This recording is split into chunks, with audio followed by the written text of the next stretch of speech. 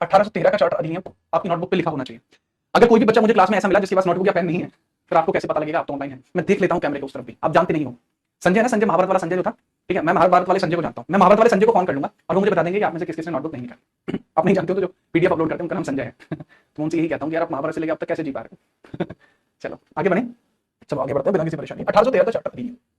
सबसे पहले चार्टर आते क्योंकि आप सभी जानते हैं सर, इन चार्टर्स के आने के पीछे का जो सबसे बड़ा रीजन था वो यही था कि ये चार्टर कंपनी की जितनी भी देखरेख है उस चीज के लिए आया करते थे, उस चीज के लिए आया करते थे जितने भी चार्टर अधिनियम आपको देखने को मिले। अब यहाँ पे क्या किया जाता है, यहाँ पर किया क्या जाता है, इसके द्वारा कंपनी का जो व्यापारिक एक अधिकार पत्र था उसको आंशिक रूप से खत्म किया जाता है। पहला पोर्शन इसके अंदर क्या होता है, पहला पॉइंट, कंपनी के व्यापारिक एकाधिकार को, व्यापारिक एकाधिकार को, व्यापारिक एकाधिकार को, व्यापारिक एकाधिकार को आंशिक रूप से समाप्त किया गया। कैसे समाप्त किया गया? आंशिक रूप से, मतलब पार्शियली, आंशिक रूप से समाप्त किया गया, समाप्त किया गया। इसको आप कैसे समझेंगे, इसको आप किस प्रकार से समझेंगे? Trade monopoly, trade monopoly of company was partially terminated, was partially terminated, partially उसको खत्म कर दिया गया। इसके पीछे का रीजन क्या है? देखो मोनोपोली आप सभी जानते हो, what is monopoly letter, monopoly document क्या होता है, एक अधिकार पत्र क्या होता है। अंतिम क्लास में मैंने मोनोपोली के ऊपर ही आपको छोड़ा था, ये मोनोपोली था, इसी के बारे में एक अधिकार पत्र को ही मैंने समझा के आपको छोड़ा था। उसके बाद एक एमसीक्यू पूछा था, उसके बाद क्लास को ओवर किया था, लेकिन अब मैं वहीं से शुरू कर रहा हूं कि 1813 का चार्टर अधिनियम में कंपनी के व्यापारिक अधिकार को आंशिक रूप से समाप्त किया गया। अभी आंशिक रूप से समाप्त किया जाना क्या है? पहली चीज तो ये है, इस अधिकार पत्र में घोषणा की गई कि ब्रिटेन की और जो अधिक कंपनियां हैं वो भारत में आकर व्यापार कर सकती हैं, भारत में आकर व्यापार कर सकती है। परंतु आंशिक रूप से क्यों खत्म किया गया? इसके अंदर यह भी डिक्लेयर किया गया कि अगर कोई और ऐसी कंपनी जो ब्रिटेन की है वो सारे प्रकार के व्यापार कर सकती है, परंतु चाय का व्यापार नहीं कर सकती और चीन के साथ व्यापार नहीं कर सकती। किस किसके व्यापार पर रोक लगेगी? लेकिन अभी भी, लेकिन एक अधिकार अभी भी था, लेकिन एक अधिकार अभी भी था, जारी रहा। किस किस चीज पर जारी रहा? दो चीजों पर एक अधिकार अभी भी जारी रहा। वो कौन कौन सी चीजें थी जिसपे एक अधिकार अभी भी जारी था? चलो भाई, पहली चीज थी सर चीन के साथ व्यापार, चीन से व्यापार, और चाय का व्यापार, चाय का व्यापार, ठीक है। इसको इंग्लिश में कैसे लिखेंगे? Trade with China and T trade, trade with China और टी ट्रेड। इन दोनों ही चीजों पर अभी भी किसका एक अधिकार था? वो था ब्रिटिश ईस्ट इंडिया कंपनी का। किसका? ब्रिटिश ईस्ट इंडिया कंपनी का। लेकिन बाकी जो कंपनी का एक अधिकार पत्र था, कोई ऐसा व्यक्ति है जो भारत के अंदर आके कॉटन का व्यापार करना चाहता था तो वो कर सकता था, कोई ऐसा व्यक्ति था नील का व्यापार करना चाहता था वो कर सकता था। नील हुआ, कॉटन हुआ, ठीक है, टोबैको हुआ, टोबैको तो पोर्तुगीज यूज करते थे व्यापार के लिए, लेकिन बाद में ईस्ट इंडिया कंपनी भी टोबैको यूज करने लगी थी व्यापार के लिए, ठीक है। तो उन सब चीजों का जो यूजेज है वो एज ए ट्रेड आपको देखने को मिला। अब दो ही चीजों पर इनका जो एक अधिकार पत्र है वो बचा। सबसे इंपॉर्टेंट और स्पेसिफिक चीज तो ये हुई थी 1813 अधिनियम पे। दूसरी चीज ये है, कंपनी का जो ध्यान था वो धीरे धीरे व्यापार से हटकर प्रशासन की तरफ जा रहा था, क्योंकि व्यापार फायदा नहीं देता लेकिन प्रशासन फायदा देता है। आपको अगर मैं चॉइस दूं, आप एक व्यापारी बनना चाहोगे या आप एक पॉलिटिशियन बनना चाहोगे? आप खुद बताओ, आप क्या बनना चाहोगे, पॉलिटिशियन या व्यापारी? आप में से मोस्ट ऑफ द पीपल्स का आंसर होगा सर पॉलिटिशियन बनना चाहिए। कंपनी के पास भी दो प्रकार की यहां पे शक्तियां थी, या तो ये पॉलिटिशियन बन जाए या ये व्यापारी। इन्होंने भी वही चूज किया जो अभी आपने चूज किया है। क्या बोला? पॉलिटिशियन। क्या बोला? पॉलिटिशियन चुनने का इन्होंने खुद सोचा कि भाई हम चुने बनेंगे तो क्या बनेंगे? पॉलिटिशियन बनेंगे, बनेंगे तो क्या बनेंगे? पॉलिटिशियन बनेंगे। इसके अलावा कंपनी को 1813 में आया, कंपनी को अगले 20 वर्षों के लिए, 20 ईयर्स के लिए अधिकारों को बढ़ा दिया गया। 20 वर्ष के लिए अधिकारों को बढ़ा दिया गया। जो अधिकार पहले थे वो अधिकार बढ़े, लेकिन उसमें से कुछ ऐसे अधिकार थे जो व्यापार पे थे, वो अधिकार समाप्त कर दिए। आई गेस कि इतना तो आप समझ चुके हैं जितना मैंने आपको बताने का प्रयास किया। इसके बाद और चीज इसके अंदर आपको क्या देखने को मिल जाएगी, इसके अलावा और चीज आपको क्या देखने को मिल जाएगी? देखो, बात यह है कि इसके अंदर पहली बार भारत में अंग्रेजी शिक्षा के ऊपर निवेश किया गया। भारत में पहली बार शिक्षा पर निवेश किया गया, भारत में पहली बार शिक्षा पर निवेश, शिक्षा पर निवेश किया गया। शिक्षा पर निवेश किया कितना गया था? 1 लाख रुपए per year, 1 lakh pound per year, 1 lakh pound per year खर्च किया जाएगा भारत में शिक्षा पर, ठीक है। और ये 1 लाख रुपए आएंगे कहां से? सर ये भारतीय राजस्व से ही आएंगे। और पहली बार शिक्षा किस प्रकार की शिक्षा? सर अंग्रेजी की शिक्षा, अंग्रेजी पर खर्च किया जा रहा है। दूसरी चीज, कुछ ऐसे लोग थे जो इस चीज के खिलाफ थे, कुछ ऐसे लोग थे जो इस चीज के साथ थे। राजा राममोहन रॉय इस चीज के साथ थे। राजा राममोहन रॉय ने कहा था ये चीज बेहतर है, अंग्रेजी में अगर हम पढ़ेंगे तो हो सकता है वैश्विक स्तर पर हम लोग फेमस हो पाए, वैश्विक स्तर पर हम लोग ज्ञान अर्जन कर पाए, इसलिए अंग्रेजी में अगर हमें ज्ञान मिलता है that's a good thing. Raja Rammohan Rai ji एक बहुत बड़े समाज सुधारक थे जिनके बारे में आप लोग सभी जानते होंगे, यदि आप नहीं जानते तो आप धीरे धीरे जान जाएंगे। इसके अलावा भारत में पहली बार ईसाई मिशनरियों का आनी थी। भारत में पहली बार ईसाई मिशनरियों ने, क्रिश्चियन साइंस, ईसाई मिशनरियों ने, ठीक है, इस्लाम इस ईसाई धर्म का प्रचार प्रसार शुरू किया। ईसाई धर्म का प्रचार शुरू किया, ईसाई धर्म का क्या किया? प्रचार जो है शुरू किया। तो ये 4 पॉइंटर्स यहाँ पे थे। निवेश को इंग्लिश में क्या कहते हैं, हिंदी में क्या कहते हैं? निवेश ही कहते हैं, इंग्लिश में इसको बोलते हैं इन्वेस्ट। इन्वेस्ट किया एजुकेशन में, प्रचार करना, स्प्रेड करना। इससे पहले ऐसा नहीं था कभी भी, अब यहाँ पे स्प्रेड करने की बात की गई थी। पहली बार इस प्रकार की जो भावना है वो आपको देखने को मिलेगी भारत के अंदर। ये चीज जैसे ही आपकी नोट हो जाएगी, आप लोग मुझे बता देंगे कि हाँ जी सर ये चीज हमारी नोट हो चुकी है। उसके बाद हम धीरे धीरे आगे बढ़ेंगे और अगला जो चार्टर अधिनियम आपका 1833 में आया था उसके बारे में हम बात करेंगे। अभी के लिए फटाफट आप बताएंगे, ठीक है, अभी भी आप फटाफट यहाँ पे बताएंगे कि आपको चीजें समझ में आ भी रही हैं या नहीं आ रही हैं। आप लोगों के जो कमेंट्स थे वो मुझ तक नहीं पहुंच रहे थे, लेकिन वर्तमान में अगर मैं बात करूं, आप सभी लोगों के जो कमेंट्स हैं वो मुझ तक आने शुरू हो चुके हैं। रुपए का साइन इसलिए बनाया जाता है ताकि आपको याद है, ठीक है। 4 पॉइंटर्स जो है बढ़िया तरीके से याद रखोगे। पाउंड किस प्रकार की मुद्रा थी जो ब्रिटेन में चला करती थी? का चार्टर अधिनियम, का चार्टर अधिनियम 1833 का चार्टर अधिनियम। सर इससे पहले शिक्षा नहीं दी जाती थी, इससे पहले जो शिक्षा दी जाती थी वो भारतीय भाषाओं में, संस्कृत में, देवनागरी में, इस प्रकार में भाषा दी जाती थी। हिंदी में, देवनागरी में, संस्कृत में, ठीक है, बाकी अन्य भाषाओं में जो नॉर्मली चला करती थी भारत में। लेकिन पहली बार इंग्लिश का प्रचार प्रसार करने के लिए रुपए एडजस्ट किए जाने लगे। 1833 का चार्टर अधिनियम, इसमें क्या किया गया? ब्रिटिश सरकार के शासन को केंद्रीकृत किया गया। ब्रिटिश सरकार के शासन को केंद्रीकृत किया गया। ब्रिटिश सरकार के शासन को केंद्रीकृत किया गया। केंद्रीकृत किया गया। इसका मतलब क्या होता है? केंद्रीकृत करने का मतलब क्या होता है भाई? केंद्रीकृत मतलब होता है सेंट्रलाइजेशन। ब्रिटिश सरकार के शासन को सेंट्रलाइज किया गया। सेंट्रलाइज्ड किया गया। इस चीज का मतलब क्या होता है? देखो इस चीज का मतलब ये होता है, मैं आपको बताने का प्रयास करता हूं। आप जानते हैं ये कौन सा मैप है? ये वर्ल्ड फेमस मैप है, जीआई टैग प्राप्त है ये मैप। यहां से मैप थोड़ा बिगड़ गया है क्योंकि जीआई टैग प्राप्त मैप है, इसलिए बहुत बढ़िया तरीके से बनाना पड़ेगा, ठीक है, किसी प्रकार की ताकि कोई गलती ना हो। चलो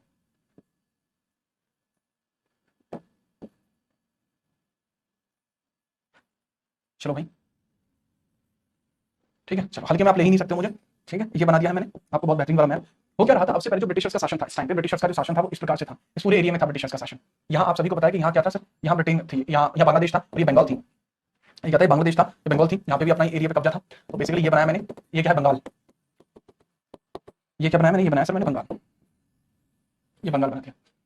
ये क्या बना दिया? बंबई, ठीक है, ये बना दिया मैंने मद्रास। अब मेरी बात को बहुत ध्यान से समझना, इस एरिया पे उनका कब्जा पहले ही था, इस एरिया पे उनका कब्जा पहले ही था। हम भी मैप बना ले सर, बना लो भाई, बहुत बढ़िया रहेगा। अब धीरे धीरे क्या था कि 1773 की स्थिति थी, मैंने आपको बताया भी था, लेकिन 1773 के बाद 1833 आते आते उन्होंने अपने प्रचार को काफी बढ़ाया। उन्होंने इधर ऐसे कब्जा करना शुरू किया, इतने एरिया पे उन्होंने कब्जा किया। यहाँ पे जो भी एरिया थी, ये वाला पोर्शन छोड़ के इन्होंने इस एरिया पे कब्जा किया। हैदराबाद बच गया, इधर इन्होंने पूरा कब्जा कर लिया, यहाँ पूरा कब्जा इन्होंने ले लिया। उसके बाद यहाँ पे ये पूरा उड़ीसा इन्होंने अपने अधीन ले लिया था, या अवध का पूरा एरिया लगभग इन्होंने अपने अधीन ले लिया। यहाँ दिल्ली का थोड़ा सा पोर्शन है, यहाँ इस वाले एरिया में सर मुगल बचे हुए थे, मुगल, और यहाँ छोटे मोटे अन्य शासक थे, ठीक है, यहाँ छोटे मोटे अन्य शासक थे। यहाँ पंजाब था वो अलग बचा हुआ था, यहाँ उत्तराखंड का एरिया था, यहाँ अलग लोग बचे हुए थे, कश्मीर का था, ये अलग शासन चल रहा था, यहाँ पे ये कुछ लोग बचे हुए थे, बाकी एरिया पे ये शासन कर रहे थे, बाकी एरिया पे ये शासन कर रहे थे। लेकिन मुगल जो है फूट डाल दी थी 1804 और 5 के बीच में। 1804 और 5 के बीच में मुगलों के अंदर भी इन्होंने फूट डाल दी थी और अपने आप को दिल्ली में स्थापित कर लिया था 1804 और 5 के समय के बीच में। आप मॉडर्न इंडिया में पढ़ते हैं वो चीज, ठीक है। इसलिए यहाँ दिल्ली के ऊपर भी इनका धीरे धीरे कब्जा आ गया था। ये कब्जा ऐसा नहीं है कि पूरी दिल्ली पर इनका कब्जा हो, लेकिन इस प्रकार से है कि कब्जा इन्हीं का है, लेकिन बात यह है कि ये यहाँ पे आ चुके हैं, लेकिन मुगल्स भी यहाँ पे और ये भी यहाँ पे, मुगल्स भी यहाँ पे और ये भी यहाँ पे, ठीक है। चलिए अब बहुत ध्यान से मेरी बात को समझो। जब ये दिल्ली पर आ चुके थे तो अब से पहले ये कहा जाता था कि जो दिल्ली पे राज करेगा वो भारत पे राज करेगा, लेकिन अब पूरे ईस्ट इंडिया, यहाँ पे ब्रिटेन है, यहाँ ब्रिटेन है, जी हाँ, शासन कहाँ पे है सर? ब्रिटेन का शासन कहाँ पे? इंडिया में, कहाँ है सर? इंडिया में। लेकिन ब्रिटेन का जो शासन है वो इंडिया में संभाल कौन रहा है? तो वो ईस्ट इंडिया कंपनी संभाल रही है। कौन संभाल रही है सर? ईस्ट इंडिया कंपनी संभाल रही है भाई, ईस्ट इंडिया कंपनी। ऐसे ही था, स्थिति यही थी, जी हाँ। तो जो ईस्ट इंडिया कंपनी का सबसे बड़ा अधिकारी क्या था? ईस्ट इंडिया कंपनी का सबसे बड़ा अधिकारी कौन था सर? इसका सबसे बड़ा अधिकारी कौन हुआ करता था? अधिकारी इस मामले में बात करूं सर, प्रशासन के मामले में बात करूं, प्रशासन के मामले में, प्रशासन, शासन प्रशासन की बात चलिए, समझे, शासन की बात। तो सबसे बड़ा अधिकारी कौन हुआ करता था? बंगाल का गवर्नर जनरल, बंगाल का गवर्नर जनरल हुआ करता था। लिखो कौन हुआ करता था? बंगाल का गवर्नर जनरल, बंगाल का गवर्नर जनरल। तो आपको एक बात इसमें देसी वाली फील नहीं आ रही? आपको देसी वाली फील, देसी का मतलब क्या है? वैसे देसी नहीं आ रहा मैं, आपको रूरल वाली फील नहीं आ रही कुछ? मतलब जो ईस्ट इंडिया कंपनी थी वो लगभग पूरे भारत का अधिकार लगभग कर चुकी थी। दिल्ली में भी 1805 तक आ गई थी, दिल्ली में भी जो ईस्ट इंडिया कंपनी है वो 1805 तक आ गई थी, लेकिन उसके बावजूद भी सबसे बड़ा अधिकारी तो बंगाल का गवर्नर जनरल कह रहा था। तो यहाँ के जो गुजरात के लोग हैं, इधर यहाँ पे उड़ीसा के लोग हैं, इधर यहाँ पंजाब के नीचे सिंध वाले पोर्शन के लोग हैं, तो वो ये कह रहे थे कि भाई तुम क्या हो, क्या तुम है भाई, तुम बंगाल के हो, तुम हमारे ऊपर कैसे राज कर सकते हो? तो उस नेमिंग की वजह से कहीं ना कहीं दिक्कत आ रही थी। दूसरा क्या था नेमिंग की वजह से दिक्कत की बात? दूसरा ये था कि ये लोग मानने के लिए तैयार नहीं थे कि इनका जो अधिकार है वो पूरे इंडिया पे है, क्योंकि इंडिया पर उसका अधिकार माना जाता है तो दिल्ली पर अधिकार करता है। ईस्ट इंडिया कंपनी का अधिकार भले दिल्ली पे था, लेकिन वो शो नहीं कर पा रहे थे। उस चीज को शो करने में उन्होंने काफी समय लगाया। लेकिन 1833 में उन्होंने शासन को केंद्रीकृत कर दिया। अब इन्होंने कर दिया कि अगर कहीं पे कोई भी ऑर्डर जाएगा तो दिल्ली से जाएगा, दिल्ली से जाएगा। कहने का मतलब है दिल्ली के एरिया को इन्होंने स्पेसिफिक करने की कोशिश की, स्पेसिफिक करने की कोशिश की। उन्होंने सेंट्रलाइजेशन का माध्यम क्या रखा? उन्होंने बंगाल के गवर्नर जनरल पद खत्म कर दिया, बंगाल का गवर्नर जनरल का पद उन्होंने यहां समाप्त कर दिया, समाप्त कर दिया। और यहां पे एक नया पद बनाया, एक नया पद बनाया, और वो नया पद क्या था? भारत का गवर्नर जनरल। और वो नया पद क्या था? भारत का गवर्नर जनरल, गवर्नर जनरल। और जो भारत का गवर्नर जनरल था, इस पद पर पहला व्यक्ति जो बैठा था, बंगाल का गवर्नर जनरल का अंतिम और इस पद का प्रथम जो व्यक्ति था वो एक ही था, जिसका नाम क्या था? William Bentinck. क्या नाम था? विलियम बेंटिक, विलियम बेंटिक था। क्या नाम था? William Bentinck. याद रखना, भूल मत जाना। जैसे ही नोट हो जाए फटाफट से आप मुझे बताएंगे ताकि मैं आपको और चीजें बता पाऊं, ठीक है। चलिए, बाद में इस एक्ट के अंतर्गत एक विधि आयोग की स्थापना भी की गई थी। बाद में इसी एक्ट के अंतर्गत एक विधि आयोग की स्थापना भी की गई थी, वो भी लिख लो, एक विधि आयोग की, लीगल कमीशन। बाद में एक विधि आयोग की स्थापना की गई थी। स्थापना भी इसी एक्ट के द्वारा की गई थी, इसको बोलते हैं लॉ कमीशन एक तरीके से। लेकिन जो लॉ कमीशन की स्थापना करी है वो लॉर्ड एलन ब्रो ने की है। वो अगला भारत का गवर्नर जनरल था, ठीक है, विलियम बेंटिक के बाद Ellenborough, Lord Ellenborough ने की थी। किसने की थी भाई? वो की थी लॉर्ड एलन ब्रो ने। किसने की थी? लॉर्ड एलन ब्रो ने की थी, ठीक है। चलिए, इसके अलावा कंपनी का एक अधिकार पत्र व्यापारिक रूप से पूर्ण समाप्त कर दिया गया। कंपनी का व्यापारिक अधिकार पत्र पूर्ण रूप से समाप्त कर दिया गया। कंपनी का ईस्ट इंडिया कंपनी का व्यापारिक अधिकार पत्र, व्यापारिक एक अधिकार पत्र, मोनोपोली लेटर, व्यापारिक एक अधिकार पत्र पूर्ण समाप्त कर दिया गया, पूर्ण समाप्त कर दिया गया, ठीक है भाई। पार्शियली इससे पहले फिनिश किया जा चुका था, यहां पे पूर्ण समाप्त कर दिया गया। अब आप लोगों के दिमाग में एक बात आएगी, तो क्या सर ईस्ट इंडिया कंपनी का जो व्यापार था वो भारत में रुक गया था? देखो, मोनोपोली खत्म हुई थी, यानी ब्रिटेन की कोई भी कंपनी भारत में आ पाएगी फुल खुल के। चीनी का व्यापार करना है, चीन के साथ व्यापार करना, जो करना चाहे कर सकता है, ठीक है। लेकिन भाई एक अधिकार पत्र जो है वो समाप्त है। अब ईस्ट इंडिया कंपनी मोनोपोली नहीं दिखा सकती, व्यापार करना करे लेकिन दूसरी कंपनियों को आने से नहीं रोक सकती। ये चीज आप यहां फटाफट नोट करें, जब नोट हो जाए तो बताना।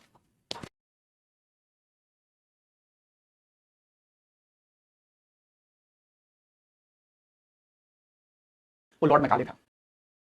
अब धीरे धीरे कंपनी ने क्या किया? धीरे धीरे कंपनी ने अपना जो पूरा ध्यान है वो व्यापार पे से हटा लिया और पूरा ध्यान पूरी तरीके से प्रशासन पे रख लिया। किस पर? प्रशासन पर रख लिया। प्रशासन पर जैसे ही पूरी तरीके से ध्यान जाता है, प्रशासन पर जैसे ही पूरी तरीके से ध्यान जाता है, कंपनी का जो व्यापार है वो पूरी तरीके से ध्वस्त हो जाता है। अगर कंपनी का व्यापार ध्वस्त होगा तो कंपनी के द्वारा उसके अंदर कुछ ना कुछ कटौतियां की जाएंगी, तो अब कंपनी के अंदर धीरे धीरे कटौतियां की जानी शुरू हो जाती है। अब वो समझिए 1853 का चार्टर अधिनियम, चार्टर अधिनियम 1853 का चार्टर अधिनियम, इसके थ्रू क्या किया जाता है? देखो भाई 1853 के चार्टर अधिनियम में क्या किया जाता है वो आप लिखिए। देखो सर जी, 1853 के चार्टर अधिनियम में क्या कुछ किया जाएगा वो हमें ध्यान से देखना होगा। सबसे पहला, कंपनी, यहां तक आते हुए कंपनी ईस्ट इंडिया कंपनी है, यानी का मुख्य उद्देश्य,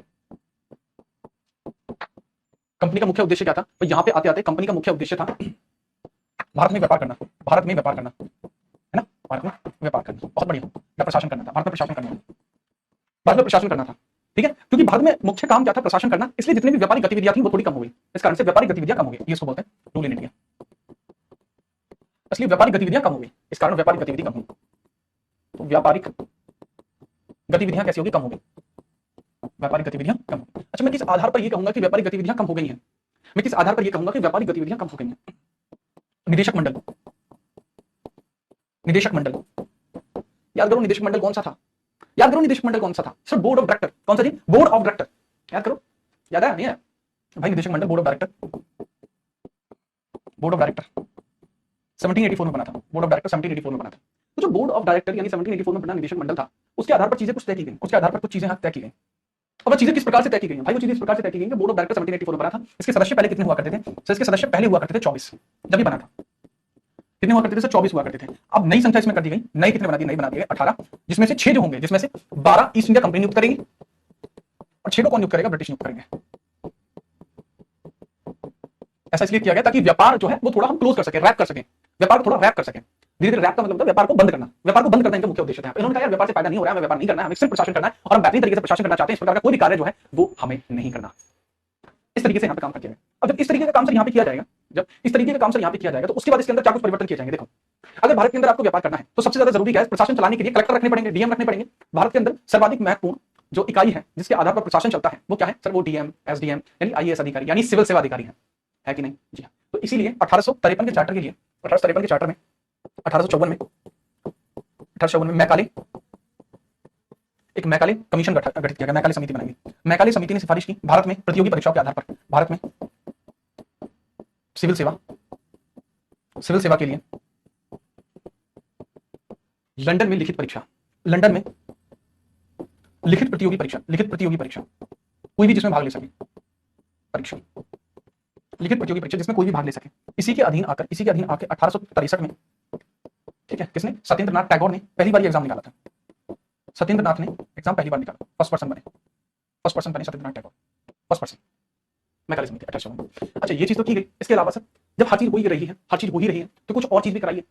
आखिरकार हमें बताइए कि प्रशासन जो है सही ढंग से कब चल पाएगा? देखो, प्रशासन सही ढंग से तब चल पाएगा जब यहाँ पर जो कार्य है वो विधायी और कार्यपालिका कार्य अलग अलग हो। जो कानून बनाए, ठीक है, चलिए, जो कानून बनाए और जो कानून को लागू करे वो अगर अलग अलग समिति के द्वारा किया जाएगा तो काम बेहतर हो पाएगा। वही चीज यहाँ पे की गई। यहाँ पर विधायी तथा कार्यकारी समितियों को अलग किया गया,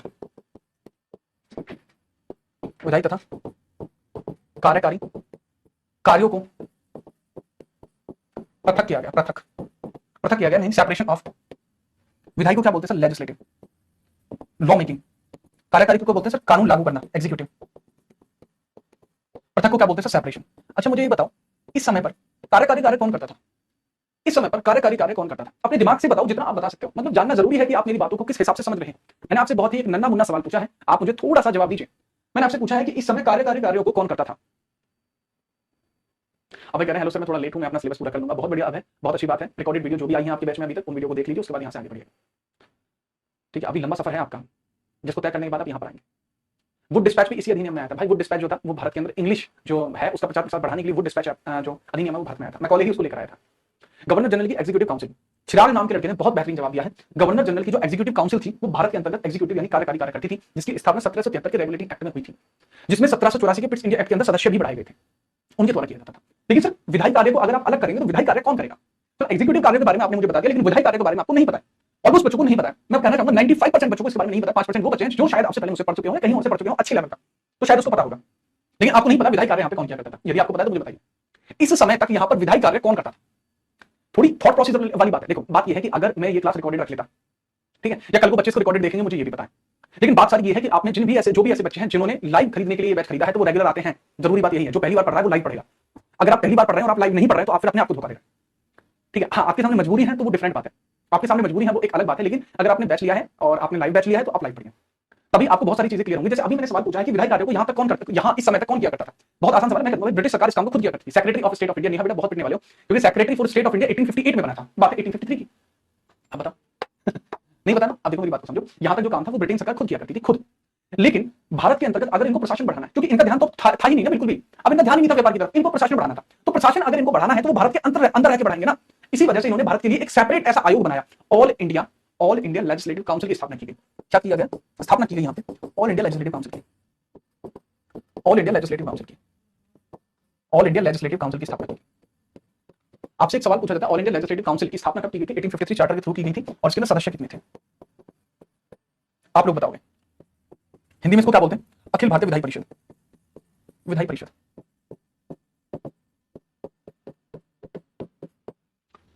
अखिल भारतीय विधायी परिषद। चलिए ठीक है, क्लियर है? जी हाँ। तो सीधी बात ये है, इसके अंदर सदस्यों की संख्या भी आपको नहीं पता है, मतलब आपको पूरा कॉन्सेप्ट ही नहीं पता था ये वाला। ये 12 सदस्य थे बच्चे, इसके अंदर 12 सदस्य थे, 15 थे, बहुत पिट हो गया तो यहाँ बच्चे। जो 15 सदस्य थे वो ऑल इंडिया, ठीक है, एग्जीक्यूटिव काउंसिल के अंदर नहीं थे। जो 12 सदस्यों की आप 15 सदस्यों की आप बात कर रहे हैं वो भारत परिषद में थे, इंडिया काउंसिल में थे, जो लंदन में बनी थी। ये भारत में कानून बनाने के लिए एक संस्था बनी थी।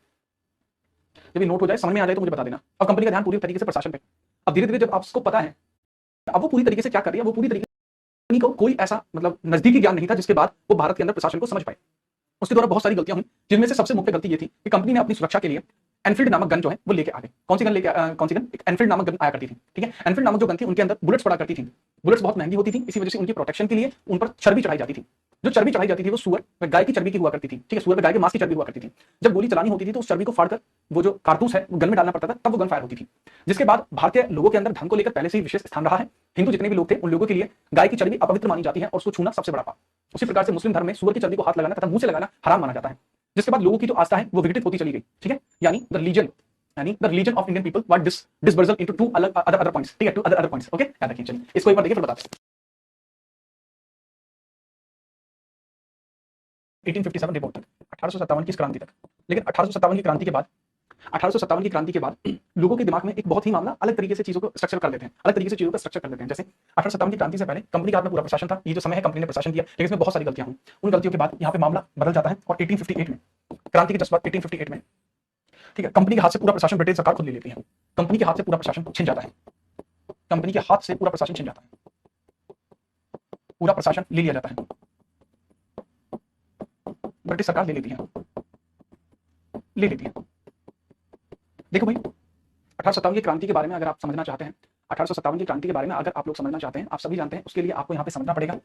कहाँ पे भला सर? उसके रिगार्डिंग आपको समझना पड़ेगा मॉडर्न इंडिया में। ये एक मॉडर्न इंडिया का बहुत स्पेसिफिक टॉपिक है। मुझे 2 क्लास लगती है 1857 की क्रांति को समझाने में, 2 घंटे लगते हैं मुझे, जब जाके मैं 1857 की क्रांति को समझा पाता हूँ। अभी फिलहाल में मैं आपको बहुत आसान शब्दों में अभी जस्ट मैंने बताया कि 1857 की क्रांति का रीजन क्या था स्पेसिफिक। लेकिन 1857 की क्रांति का सिर्फ यही रीजन नहीं था। जो एनफील्ड नामक गन थी, उस पे जो कारतूस थे एनफील्ड नामक गन के, उसके ऊपर सुअर व गाय की चर्बी थी, ये एकमात्र रीजन नहीं था। और भी बहुत सारे रीजन थे, और वो सभी रीजन आपको मॉडर्न इंडिया जो हिस्ट्री आपकी होती है उसमें आप समझते हैं, जो हिस्ट्री आपकी होती है उसमें आप समझते हैं। लेकिन इस बीच में आप ये समझ लीजिए 1857 की जो क्रांति है वो एक टाइमलाइन का मिड पॉइंट यानी एक नोड की तरह काम करती है। और ये वो नोड है जिसने ईस्ट इंडिया कंपनी के प्रशासन को खत्म करके भारत के अंदर ब्रिटिश राज की नींव डाली, भारत के अंदर ब्रिटिश राज की नींव डाली, ठीक है, याद रखना। ठीक है, चलिए यहां तक चीजें, यहां तक चीजें आपको क्लियर हो गई हैं, बहुत बढ़िया। मंगल पांडे ने इसका विरोध किया था 23 मार्च के अंदर, मंगल पांडे के द्वारा 23 मार्च से लेकर 28 मार्च के बीच में उनके द्वारा इसका विरोध किया गया था। 8 अप्रैल को उनको फांसी दे दी गई थी। 10 मई को 1857 की क्रांति मेरठ कैंट से शुरू हो गई थी, जिसका अंत जो हुआ भारत के अंदर विद्रोह से हुआ। ठीक है, तो कंपनी के हाथ में पूरा प्रशासन था, कंपनी ठीक से संभाल नहीं पाई, जिस वजह से 1857 की क्रांति हुई। और उसका जो रिजल्ट है 1857 की क्रांति का जो रिजल्ट है वो क्या था सर? वो रिजल्ट था 1858 act, 1858 India government act, India government act. आप फटाफट से हेडिंग डालेंगे 1858 इंडिया गवर्नमेंट एक्ट, हेडिंग डालो। उन्होंने बड़े स्तर पर, मैंने आपको बताया इस सब चीज के बाद किस प्रकार से काम हुआ, तो आप सीधा लिखेंगे इंडिया गवर्नमेंट एक्ट 1858। आप सीधा क्या लिखेंगे? India government act 1858, government act 1858। देखो यार, आज पता बोलने में मुझे इशू हो रहा है, मुझे यहाँ चोट लगी है यहाँ पे, तो इस वजह से ज्यादा जोर से नहीं बोला जा रहा है। ठीक है, ज्यादा जोर से नहीं बोला जा रहा है, इसलिए मैं थोड़ा सा मंदा बोल रहा हूँ। ठीक है, चलिए। अच्छा, एक बच्चा पूछा सर आईसीएस की स्थापना कब हुई थी? बच्चे, आईसीएस की स्थापना इंडिया के अंदर 1926 में हुई है, और वो आईसीएस नाम से नहीं हुई थी, वो स्थापना हुई थी जो सिंपली पीएससी नाम से, पब्लिक सर्विस कमीशन के नाम से। लेकिन सर आईसीएस का जनक तो कॉर्नवालिस को बोलते हैं, उसके पीछे का रीजन था 1793 में लॉर्ड कॉर्नवालिस ने सिविल सेवा नाम की एक संस्था शुरू की थी।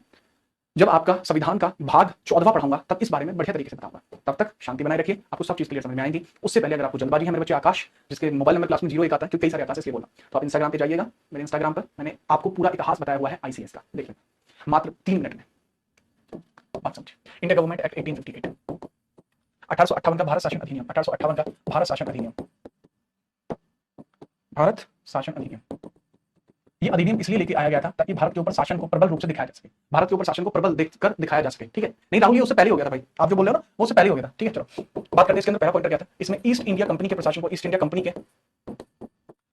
के प्रशासन को रोक दिया गया, प्रशासन को समाप्त करके, प्रशासन को समाप्त किया गया करके ब्रिटिश सरकार के शासन की नींव रखी, ब्रिटिश सरकार के शासन की नींव रखी, शासन की नींव रखी। ठीक है, चलो भाई, foundation of British rule in India. अब कंपनी का जो प्रशासन है वो समाप्त किया गया, उसके साथ कई और चीजें भी समाप्त की गई थी, जैसे बोर्ड ऑफ डायरेक्टर खत्म कर दिया गया, बोर्ड ऑफ डायरेक्टर खत्म कर दिया गया, बोर्ड ऑफ डायरेक्टर खत्म कर दिया गया, बोर्ड ऑफ कंट्रोल खत्म कर दिया गया, बोर्ड ऑफ कंट्रोल खत्म कर दिया गया। कुल मिलाकर पिट्स इंडिया एक्ट को निष्क्रिय कर दिया गया, पिट्स इंडिया एक्ट निष्क्रिय कर दिया गया, निष्क्रिय कर दिया गया। निष्क्रिय को बोलते हैं इंग्लिश में डोरमेंट, डोरमेंट का मतलब होता है बंद किया जाना, टर्मिनेट कर दिया गया। ठीक है, board of director, board of control खत्म कर दिया गया, आप लिख सकते हैं। ठीक है भाई, इसके अलावा भारत का गवर्नर जनरल का पद ये भी खत्म कर दिया गया, भारत का गवर्नर जनरल पद, जनरल पद ये भी खत्म कर दिया गया, भारत का गवर्नर जनरल पद ये भी समाप्त कर दिया गया। तो सर इनके स्थान पर क्या शुरू किया गया? देखो, इनके स्थान पर ब्रिटिश सरकार के द्वारा हमारे यहाँ एक होम गवर्नमेंट बनाई गई, हमारे यहाँ क्या बनाई गई? एक होम गवर्नमेंट बनाई गई, होम गवर्नमेंट, एक गृह सरकार बनाई गई। क्या बोलते हैं इसको? गृह सरकार बनाई गई। अब वो गृह सरकार कैसे बनाएंगे जी? तो गृह सरकार बनाने के लिए सबसे पहले इसमें एक भारत परिषद बनाई गई, इंडिया काउंसिल, भारत परिषद बनाई गई। भारत परिषद किसको बोलते हैं सर? इंडिया काउंसिल को बोलते हैं, इंडिया काउंसिल बोलते हैं। भारत परिषद को किस नाम से बोलते हैं? वो हम बोलते हैं किससे? इंडिया काउंसिल के नाम से। वो कहां पे बनाई गई थी? लंदन में बनाई गई थी। इसके अंदर जो कुल मेंबर थे, मेंबर कितने थे? 15 थे। मेंबर कितने थे? 15 मेंबर इसके अंदर थे। भाई अभी एक कट लगा था इंटरनेट में, जिस वजह से हल्की सी दिक्कत आ गई थी। चलो मैं वापस आ गया। भारत परिषद। इसके बाद दूसरा इसके अंदर क्या किया गया सर? इंडिया गवर्नमेंट के अंदर ये जो पद था, board of controller, board of director, इसकी जो शक्तियां हैं वो कहां पे डाल दी गई सर? वो डाल दी गई बेसिकली यहाँ पे भारत राज्य सचिव, भारत राज्य सचिव में, भारत राज्य सचिव में। भारत राज्य सचिव जो था एक ऐसा पद था जो बेसिकली भारत परिषद को संभाला करता था। इसको संभालने वाला पद था Indian state secretary, India state secretary बोला जाता था उसको। और ये जो इंडिया स्टेट सेक्रेटरी था, इस पे पहला व्यक्ति कौन आया था? वो था लॉर्ड स्टैनली, लॉर्ड स्टैनली आया था। इसके अलावा और क्या काम किया गया इसमें सर? ये भारत के गवर्नर जनरल का पद ये भी तो समाप्त किया गया था। इसके स्थान पर रानी का प्रतिनिधित्व पद डाल दिया गया। इसके स्थान पर क्या डाल दिया गया? रानी का प्रतिनिधि का पद शामिल किया गया, जिसको हम बोलते थे वाइसरॉय का पद। जिसको हम क्या बोलते थे? वाइसरॉय का पद, वाइसरॉय का पद बोला जाता था। वाइसरॉय का पद, वाइसराय का पद, वाइसरॉय का पद अर्थात वाइसराय का पद, वाइसराय का पद इसको बोला जाता था। और वाइसराय का पद कब बना सर जी? 1858 में बना। ये भी नया पद बनाया, नया कब बना सर? 1858। सीधी बात है, 1858 में बने सब कुछ। ये भी 1858 में, ये भी 1858 में, ये भी 1858 में बना है। और इस पद पर पहला व्यक्ति कौन बना सर? वो बैठा था लॉर्ड कैनिंग, लॉर्ड कैनिंग। ये कौन था सर? प्रथम व्यक्ति था, प्रथम इस पद पर। दूसरी चीज ये थी कि गवर्नमेंट को संभालने के लिए एक काम तो ये किया गया है पूरा। दूसरा काम क्या किया गया है भाई इसके अंदर? तो दूसरा काम इसमें बेसिकली ये किया गया है कि अगर प्रशासन वास्तविकता में करना चाहते हो, अगर प्रशासन आप वास्तविकता में करना चाहते हो, तो उसके लिए आवश्यक है कि कोई और प्रशासन नहीं कर रहा हो। और उस समय मुगल सरकार प्रशासन में थी, मुगल बादशाह प्रशासन में थी, तो मुगल बादशाह को खत्म करना जरूरी था। देखो मैप में मैंने आपको समझाया था पीछे, ये जो मैप है, जो जीआई टैग प्राप्त खतरनाक वाला मैप था, मुगल थे अभी भी, मुगल्स को खत्म करना जरूरी था। 1857 की क्रांति के बाद तो मुगल बचे ही नहीं थे। खैर जो बहादुर शाह जफर था उसको भी रंगून भेज दिया था, म्यांमार भेज दिया था, तो अभी वो बचे ही नहीं थे इतने। तो इस वजह से 1858 में मुगल बादशाह का पद भी खत्म कर दिया गया। 1858 में मुगल बादशाह पद भी समाप्त कर दिया गया। बादशाह का जो पद है वो भी क्या कर दिया गया मेरे भाई? वो भी समाप्त कर दिया गया। मुगल बादशाह का जो पद था वो भी पूर्ण रूप से यहाँ पे समाप्त कर दिया गया था, समाप्त कर दिया गया था बिना किसी परेशानी के। मुझे ऐसा लगता है कि आपको ये चीज याद हो गई होगी। एक लास्ट पॉइंट इसमें ये है कि याद रख लेना, ये भारत में आने वाला पहला क्राउन एक्ट था। ये भारत में आने वाला पहला क्राउन एक्ट था। इंडिया गवर्नमेंट एक्ट, भारत शासन अधिनियम 1858 को पहला क्राउन एक्ट भी बोलते हैं, पहला क्राउन एक्ट भी बोलते हैं, क्राउन एक्ट भी बोलते हैं। इसके पीछे का रीजन क्या है क्राउन एक्ट बोले जाने के पीछे? क्योंकि इस एक्ट के बाद ब्रिटिश सरकार सीधे तौर पर भारत पर शासन करती है। इसके बाद इसके बाद ब्रिटिश सरकार सीधे तौर पर भारत पर शासन करती है। ब्रिटिश गवर्नमेंट डायरेक्टली इंडिया पर रूल करती है, डायरेक्टली इंडिया पर रूल करती है, डायरेक्टली रूल करती है किस पर? इंडिया पर डायरेक्टली रूल करती है। ठीक है, चलो तो इसको आप लिख लेना। ठीक है सर, क्लास रुक गई थी, अरे भाई जब तक हमें कैसे रुक जाएगी, छोटी बात मत करेगा। आज की क्लास में हम इतना ही रखेंगे, आप इसको नोट कर लेना। क्लास का समय आज थोड़ा कम बचा है, 10 मिनट